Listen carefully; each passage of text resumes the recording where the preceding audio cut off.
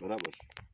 તો આ દાણામાં ભેજનું પ્રમાણ જેમ જેમ ઘટતું જશે એમનામાં આપણને ક્વોલિટીની ખબર પડતી જશે. સાહેબ હજી 2-4 દાણા ફોલો એટલે કયા લેવા છે આપણે આ હજી 2-4 આના જેટલા જ આપણે ફોલી બે પ્રોડક્ટ યુઝ નથી કરેલી અને આ મગફળીની અંદર ઇન્ડિયા એગ્રોની પ્રોડક્ટ યુઝ કરેલી છે. તો જે રીતે ભેજનું જેમ જેમ દાણામાં ભેજનું સુકાશે એમ આપણને ક્વોલિટીની ખબર પડતી જશે કે કઈ ક્વોલિટી સારી છે.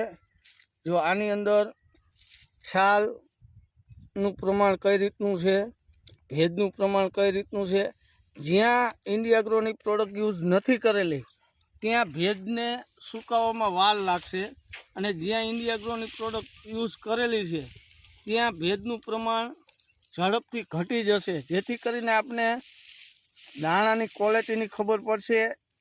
પછી ઓઇલ કન્ટેન્ટ કે જે દાણાની અંદર ઓઇલ કન્ટેન્ટ આવે એનું પણ પ્રમાણની આપણને ખબર પડશે. તો આપણે દાણો તોડીને જોશું કે કઈ રીતનું અંદર ઓઇલ કન્ટેન્ટ નીકળી શકે છે. તો આ દાણો છે ઇન્ડિયા એગ્રોની પ્રોડક્ટ યુઝ નથી કરેલી. આપણે એ દાણાની વાત કરીએ તો આની અંદર હજી જો ભેજ એમ નામ છે કે જે ભેજને સુકાવવામાં વાર લાગશે અને ઓઇલ કન્ટેન્ટ કઈ રીતનું છે એની પણ આપણને ખ્યાલ આવશે. તો આ દાણાની અંદર ચિકાસ બિલકુલ છે નહીં. જો લગતી છે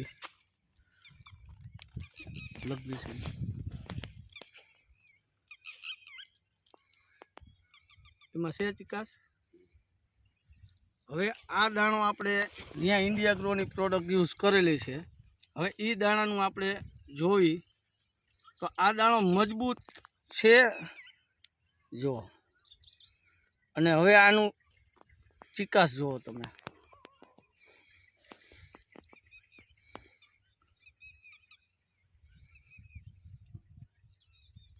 તેલવાળું નીકળ્યું ને. તો આપણે જોઈ તો આ લગધીસીને ત્યાં જ આપણે વાડીની અંદર આવ્યા છીએ. તો આપણે લગધીસીના મોઢેથી જ સાંભળશું કે શું ડિફરન્સ છે. તો લગધીસી આ ગામનું નામ શું છે? ગામનું નામ કોણ છે, તાલુકો ધાંગધ્રા, જિલ્લો સુરેન્દ્રનગર. મારું નામ ઝાલા લખીસિંહ કનકસિંહ અને કોણ ગામમાં મારી પોતાની વાડી ઉપર હાલ ઊભા છીએ.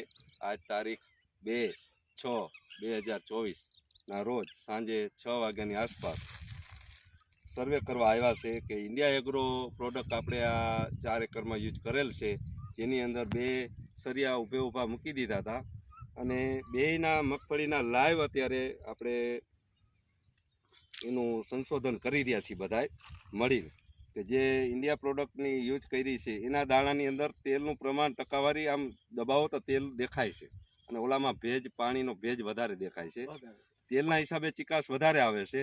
એટલે લાઈવ અત્યારે રૂબરૂ અમે આ જોઈ અને અનુભવી રહ્યા છીએ, જે મારો અનુભવ તમારા સમક્ષ વ્યક્ત કરું છું.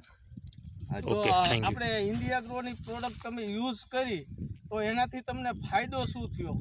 ઉતારાની રીતે તમે જુઓ તો હાલ તો આપણે મગફળી ઉખાડેલી આજે બીજો દિવસ છે. ઉતારાની આપણે આવનારા વિડીયોમાં જણાવશું, કારણ કે આ નીકળે ત્યારે ખ્યાલ આવે.